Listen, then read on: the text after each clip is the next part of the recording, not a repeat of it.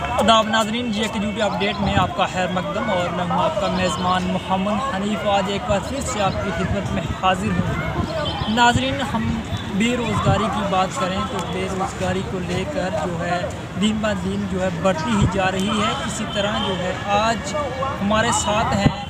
जो प्रेसिडेंट हैं हमारे यूटी के पेंशन को लेकर ज़ुबैर साहब।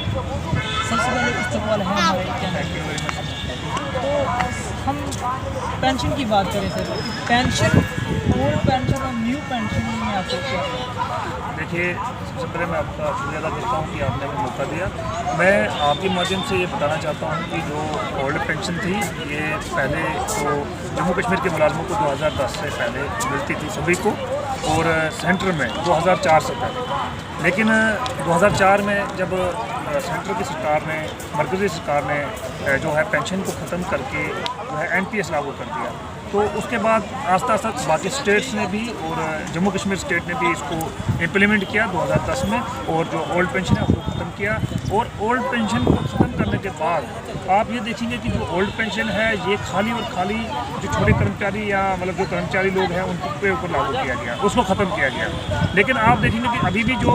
विधायक हैं पूरे हिंदुस्तान के असम्बलीज़ में या जो हमारे MPs हैं हमारी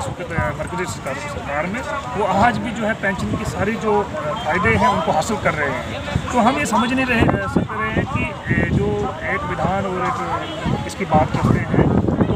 उसमें ये कैसा हो गया कि कुछ पेंशन अभी भी मिल रही है, कुछ उसका फ़ायदा उठा रहे हैं और कुछ जो है आज भी उससे महरूम है। आपको ये जानना पड़ेगा, ये मुझे लगता है कि जितने भी हमारे एम्प्लॉयज़ हैं, अब तो कम से कम आप देख रहे हैं पूरे हिंदुस्तान में इसके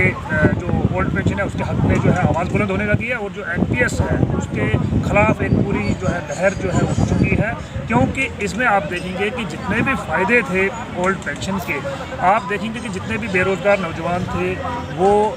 इसीलिए पढ़ाई लिखाई करते थे कि ताकि वो सरकारी नौकरी हासिल कर सके और अपने जो बुढ़ापा है उसको महफूज कर सके, पोस्ट रिटायरमेंट है उसको महफूज कर सके। लेकिन आप देखेंगे कि एक तरफ से तो बेरोज़गारी बहुत ज़्यादा बढ़ रही है, दूसरी साइड से जो लोग रोज़गार में लगे हैं रोज़ ब रोज़ आप देखते हैं कि वो अपने मांगों को लेकर दिन ब दिन जो है एहतजाज जो है दर्ज करवाते हैं। तो हम भी ये अब ये समझने लगे हैं कि जो रोज़गार में इस वक्त हमारे लोग लगे हैं, हमने बहुत ही मुश्किल तरीन हालात में जो है जम्मू कश्मीर में जो लोग एम्प्लॉयज़ लगे हैं, हमने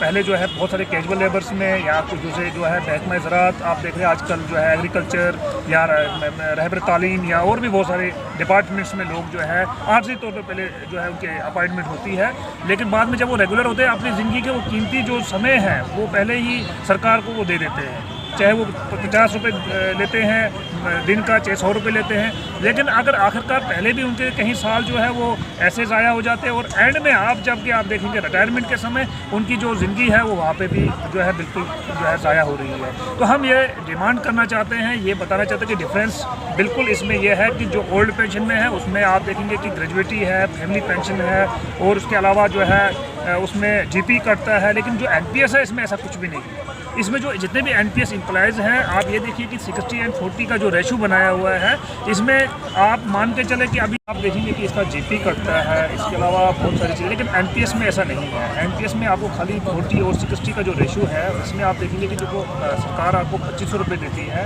आप 2500 रुपये देते हैं, यानी कि आपको जब रिटायरमेंट पे आपको अपना ही पैसा लागू वापस मिलता है, वो भी आपके ये पैसे जो है ये प्राइवेट कंपनी के हवाले आपको कर दिया गया है। पहले जो ऐसा होता था कि जो GP के एम्प्लॉयज़ थे वो गवर्नमेंट की जिम्मेदारी होती थी उनकी सबकी कि वो GP निकालते थे, GP वापस करते थे, लेकिन इसमें बहुत सारी जो है खामियां हैं और अब नौकरी करने का कोई फन नहीं है। इसलिए आज हम आपके माध्यम से ये कहना चाहते हैं एम्प्लॉयज़ को भी और सरकार को भी कि अभी तो ये जो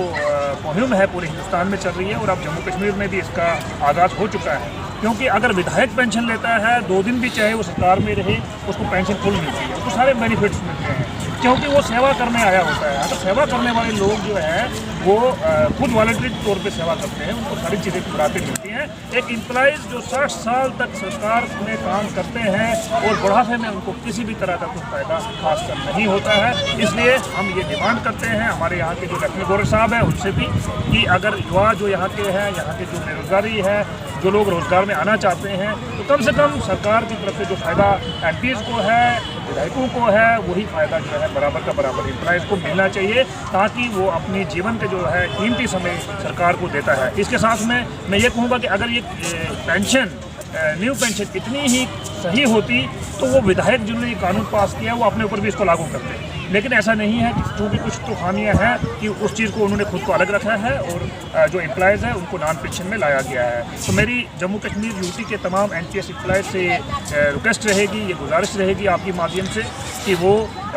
ओल्ड पेंशन के लिए इस मुहिम में आगे आएँ। और आपको जैसे मालूम है कि national old pension restoration United front जो पूरे हिंदुस्तान में चल रहा है, जो एक रजिस्टर्ड हमारी ऑर्गेनाइजेशन है और इसके एक साथ जम्मू कश्मीर में काम कर रही है, जिसके यहाँ पे अध्यक्ष में खुद यूटी प्रेसिडेंट हूँ, मैं कर रहा हूँ। मैं तमाम एम्प्लॉय से गुजारिश करना चाहता हूँ कि चाहे वो हमारे पुलिस के जो लोग लगे हैं, चाहे पैरामिलिट्री फोर्स में भी जो लोग हैं, आर्मी को छोड़ के सब लोगों को इस वक्त जो है NPS में रखा गया है। मैं सबसे अपील करना चाहता हूँ, चाहे KS ऑफिसर है, IS है, या जो लोग 2010 के बाद या 4 के बाद जो इसमें आए हैं गवर्नमेंट जॉब में, उनको पेंशन का हक मिलना चाहिए और वो सब लोग आगे आकर हमारे इस मुहिम में जुड़ जाएं, ताकि हम जल्द से जल्द जो है पेंशन को, ओल्ड पेंशन को रेस्टोर करें और इसके फ़ायदे जो है, जितने भी फ़ायदे हैं वो तमाम मुलाजमीन पर लागू कर सकें। जी नाज़रीन, ये जो है आपने साफ लफ्ज़ों में सुना कि क्या कुछ जो है पेंशन सिस्टम है, और मज़ीद बातचीत हो रही थी प्रेसिडेंट जो यूटी के हमारे पेंशन के जो गुल ज़ुबैर अहमद देन साहब। इसी तरह जुड़े रहें JK न्यूज़ अपडेट के साथ।